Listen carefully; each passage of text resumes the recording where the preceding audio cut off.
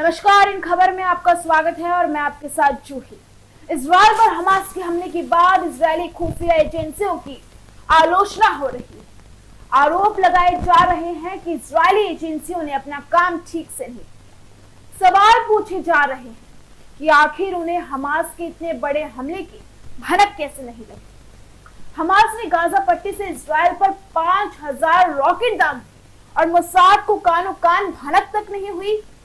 आखिर मासूद क्या है और हमास हमले में मासूद की क्यों फजीयत उड़ाई जा रही है। $3 बिलियन के वार्षिक बजट और 7000 अनुभवी कर्मचारियों के साथ मोसाद CIA के बाद पश्चिम में दूसरी सबसे बड़ी जासूसी एजेंसी है। इजरायली खुफिया एजेंसियों ने अपने दुश्मनों को मारने के लिए कभी ड्रोन से तो कभी मोबाइल फोन से फटने वाले बम का इस्तेमाल किया है।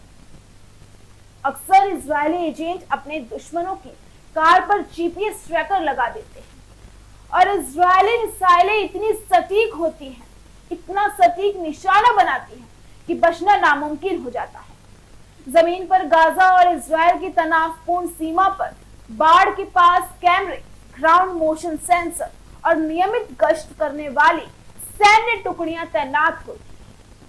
माना जाता है कि कटीले तारों वाली बाढ़ एक स्मार्ट बैरियर का काम करती है, जो ठीक उसी तरह की घुसपैठ को रोकती है जैसा इस मामले में हुआ है। इसके बावजूद हमास के आतंकवादियों ने इनके बीच से अपना रास्ता बना लिया। उन्होंने तारों को काटकर होल बनाए, कुछ ने समुद्र का रास्ता चुना तो कुछ ने पैराग्लाइडर के जरिए इजराइल में प्रवेश किया। यानी कि इस हमले में मासूद जल, थल और वायु तीनों तरफ से आए हमले को रोकने में फेल रहा। इजरायली नागरिकों की नाक के नीचे हजारों रॉकेटों को इकट्ठा कर जटिल हमले की तैयारी के लिए हमास को असाधारण स्तर की परिचालन सुरक्षा की आवश्यकता होगी। आश्चर्य की बात नहीं है कि इजरायल में सेना और नाटो से सवाल पूछा जा रहा है कि ये सब कैसे हो सकता है। हम आपको अपनी इस रिपोर्ट में बताएंगे कि मासूद की तरफ से कहां चूक। पहले चूक, इजरायली रक्षा बल की गलत धारणा। मीडिया रिपोर्ट्स में कहा गया कि हाल के वर्षों में इजरायली रक्षा बल यानी कि IDF ने मान लिया था कि इजरायल की मजबूत प्रतिक्रिया और गाजा में होने वाले संभावित तबाही के डर से हमास डर गया है और वो इजरायल के भीतर बड़े हमले नहीं कर पाएगा। हालांकि ये स्पष्ट हो चुका है कि धारणा गलत है। इजरायली नौसेना के पूर्व प्रमुख एली मैरोन ने एक टीवी चैनल से कहा, पूरा इजरायल खुद से पूछ रहा है, IDF आज कहां है, पुलिस कहां है, सुरक्षा कहां है। ये एक बहुत बड़ी विफलता है। पदानुक्रम बड़े पैमाने पर परिणामों के साथ विफल हो गया है। दूसरी सबसे बड़ी गलती, हमले की सुबह तक अनजान रहना। ये हमला इसलिए भी अचरज भरा है क्योंकि हमास आतंकियों के अंदर की हलचल पहचानने में मध्य पूर्व की सबसे मजबूत सेना और दुनिया भर में सबसे सम्मानित माने जाने वाले IDF की खुफिया टीम विफल रही। आश्चर्य की बात यह है कि हमले के दिन यानी शनिवार की सुबह तक खुफिया इनपुट ये कह रहा था कि हमास आतंकवादी समूह गाजा में युद्ध से डरा हुआ है और जंग छेड़ने की उनमें कोई दिलचस्पी नहीं।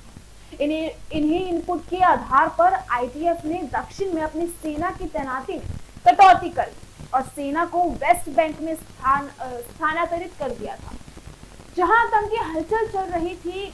BBC ने भी एक विश्लेषण में बताया कि इजरायल की खुफिया एजेंसी शिन बेट और मोसाद की संयुक्त ताकत और इजरायल रक्षा बलों के संयुक्त प्रयास से भी इसकी भनक नहीं लग सकती। इतने बड़े हमले को अंजाम देने से पहले मुखबिरी की होगी और कई इनपुट जुटाए होंगे, ड्रोन जमा किए होंगे, हथियारों की सप्लाई कराई होगी। बावजूद इसके इजरायल के खुफिया तंत्रों का सोए रहना आश्चर्यचकित कर। तीसरी सबसे बड़ी गलती, वेस्ट बैंक पर ज्यादा ध्यान देना।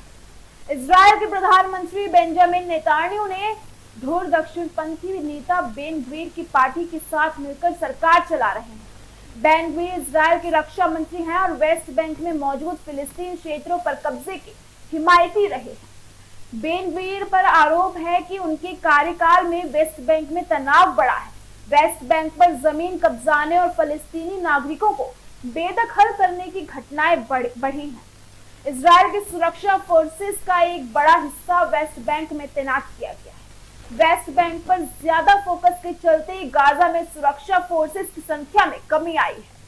हजारों लोग रोज गाजा से इजराइल में दाखिल होते हैं। काम के सिलसिले में इन लोगों से हमास को पैसे मिलते हैं।